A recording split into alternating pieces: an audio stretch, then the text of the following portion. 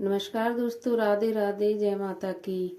तो देखिए, आने वाली 23 नवंबर 2023 को देव उठनी या प्रबोधनी एकादशी है। तो बहुत से लोग उस दिन व्रत रखते हैं, बहुत से लोग नहीं भी व्रत रखते हैं। तो आज इस वीडियो में मैं देव उठनी एकादशी की कथा सुनाने जा रही हूँ। जो व्रत रखते हैं उनको तो पुण्य फल मिलता ही है, लेकिन जो व्रत नहीं रखते वो भी यदि इस कथा को सुने तो उनको भी पुण्य की प्राप्ति होती है, उनको भी शुभ फल की प्राप्ति होती है। तो कथा शुरू करने से पहले आपसे विनती है कि यदि आपने मेरे चैनल को सब्सक्राइब नहीं किया है तो चैनल को सब्सक्राइब कर लें, वीडियो को लाइक कर दें और शेयर कर दें। देखिए, आपका लाइक बहुत ज़रूरी होता है, तो प्लीज़ वीडियो को देखें तो एक लाइक ज़रूर कर दें। तो चलिए, अब मैं आपको सुनाती हूँ देव उठनी एकादशी की कथा। तो देव उठनी एकादशी की कथा के अनुसार, देखिए, किसी राज्य में एक राजा राज्य करता था और उसके राज्य में प्रजा बहुत सुखी हुई थी। उस राजा का आदेश था कि एकादशी वाले दिन ना तो कोई अनाज खाएगा, ना बाजारों में अनाज बेचा जाएगा। राजा काफी धर्मात्मा था और उसकी प्रजा भी काफी धर्मात्मा थी। इसी वजह से उसके राज्य में चारों ओर सुख और शांति का निवास था। सुख शांति से सारे लोग अपना दिन व्यतीत करते और मिलजुल कर एकादशी का व्रत भी करते। एक दिन भगवान विष्णु ने सोचा कि क्यों ना इस राजा की परीक्षा ली जाए, देखा जाए कि ये एकादशी के प्रति कितना सच्चा है। तो राजा ने सुंदर कन्या का भगवान विष्णु ने सुंदर कन्या का रूप धारण किया और रूप धारण करने के बाद एक सड़क पर पेड़ के नीचे बैठ गए।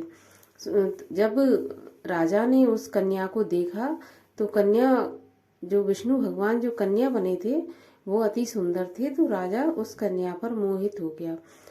राजा ने पूछा उस कन्या से कि तुम कौन हो, कहाँ से आई हो। तब उसने कहा कि देखो, मैं अनाथ हूँ, मेरा कोई नहीं है और मेरा कोई घर बार भी नहीं है।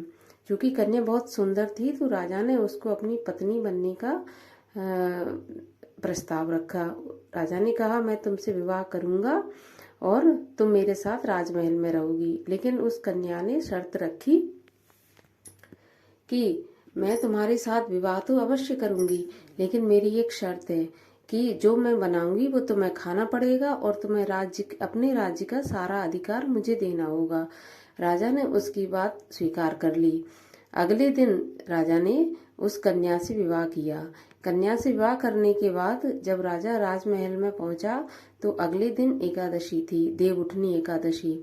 तो देव उठनी एकादशी वाले दिन उस रानी ने सारे नगर में घोषणा करवा दी कि रोज की तरह अनाज बेचा जाएगा और उसने राजमहल में भी मांसाहारी भोजन बनवाया और मांसाहारी भोजन बनवाने के बाद राजा के सामने भोजन परोसा।